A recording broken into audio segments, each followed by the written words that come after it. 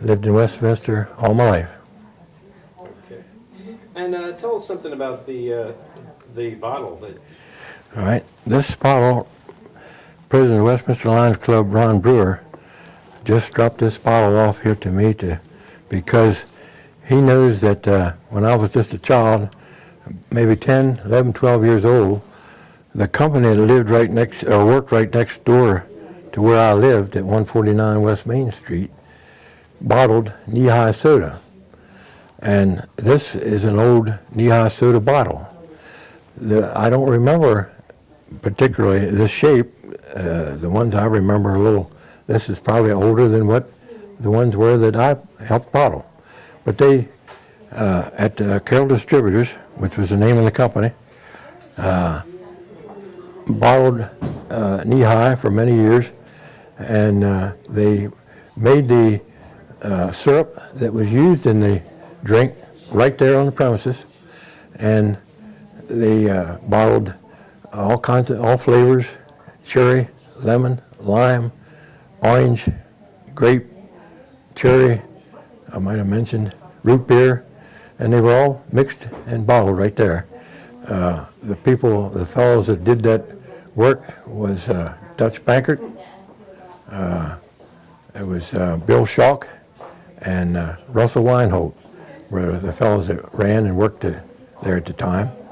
And my job when I was very young was the empty bottles. The machine had what they call a soaker, that the bottles were put in this very hot water, and I would stand on a couple cases and take the empties out of the case and put them in what they called the soaker. And they would take it down through the very hot water, upside down a couple times. A brush would go through the bottles and take it down to the filler, and then they would be through the capper. And they stored these bottles in until it was appropriate to take them out to like the churches that had strawberry festivals. They'd have little carnivals sometimes. The Westminster Lions Club had a carnival, and they had church picnics, like Leicester's Church would have the Westminster Band there, and they would have these festivals, and they would sell these drinks. They had, back then, they made them cold with ice. They had these big, long trays that were set on a couple trussels or horses, and they would be metal lined, and they would put these drinks in there, and they would put like 100 pounds of ice and chop it up in there, and it would really get cold, better than it is today, I believe. Somebody that was serving these drinks out of there would just about freeze their hands if they were kept steady. But that was one of the things that I did when I was a kid, and made a little bit of spending money. I would run errands for the fellows that worked there. Russ Weinholt was a fellow that I remember his favorite cigarette he smoked at the time was Lucky Strike. And during World War II, Lucky Strike Green went to war. And that was a saying that they had. And I would go right up the street to the little grocery store to get his cigarettes for him. As far as this little flyer here that Ron brought me, the reason he brought that, I guess, was my dad and bought a store in 99 West Main Street during the war at about 1944, 45. And that building at 99 West Main Street at the corner of Anchor and Main was where he started his, well, he didn't start the electrical business, he moved there. He started the business in 1927 at the forks of the road above the barber shop. And shortly after that, they tore the barbershop down. He bought a house at 149 West Main, and he built a 3-car garage at the end of it, and that's where he worked his business out of. So then, and about after he bought the building at 99 West Main Street, that was originally built for Fisher Motor Company. They sold Ford cars, and the lawyer Charles Fisher's daddy sold Ford cars there. Later, I don't know just how long that lasted, but during the war when my dad built the building, the Carroll County Road Department was in that building, and they used that until they were able to build a building out on Tuck Road and Route 27 is where they are now. And Dad then took over the building, turned it into his electrical business in the back, and started selling major appliances and small appliances in the front. And he enlarged the showroom a couple of times. But to say a little more about this picture of this range here, this was about in the 50s. This is what we call a high back range. And this little thing here was a salt and pepper shaker. This was a receptacle that one half of it was timed on the range. The other half was hot all the time. This was, of course, the oven. Some ranges, just like this, had a second small oven over here in place of this drawer. This was a storage drawer. This is what they call a deep well cooker. And you could take that pan out of there and raise another burner, large burner like this, up, and then you had 4 burners. This top, by reaching in one of these burners and squeezing 2 triggers, this top would fold down for shipping. That's the way it came when you first bought it. And you just snap that back, and then you had a light in here, and that was one of the top of the line at the time of Hot Point. We sold Hot Point ranges, refrigerators, wash machines, and so forth there. From he moved there, like I say, in about 46, and we had the business there. My wife and I took over the business when my father died, and we closed in 1991. Something interesting about the name Hot Point that I might mention is back in the 20s, the ladies ironed everything. And the men's shirts, it was hard to get the men's shirts ironed because they would use a hot iron on the stove. Everybody had a cook stove in the kitchen. They would heat the irons up. When electric became popular, started coming around, Universal and a couple other General Electric started making irons.